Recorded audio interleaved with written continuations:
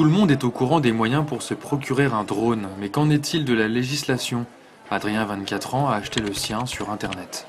Je me suis pas vraiment intéressé aux caractéristiques vraiment parce que c'est un achat gadget, surtout avant tout, où je vais pas en avoir une utilisation très poussée. Cette utilisation, comme pour la plupart des acheteurs, concerne l'image.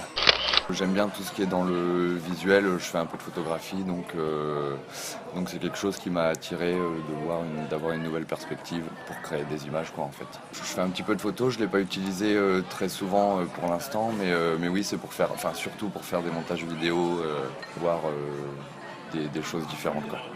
La vente du drone sur Internet s'est faite sans précision au sujet de la législation, à l'acheteur de s'informer lui-même.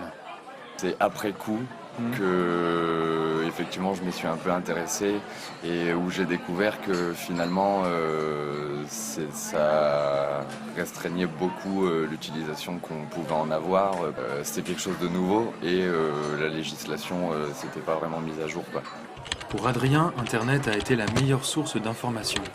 En allant sur des forums par rapport au drone, en m'intéressant à d'autres choses par rapport au drone, j'ai croisé des conversations justement où ils en parlaient et du coup je m'y suis intéressé et j'ai vu que voilà, que c'était assez restreint et qu'il y avait plein de paramètres à prendre en compte pour pouvoir l'utiliser en toute légalité je dirais quoi.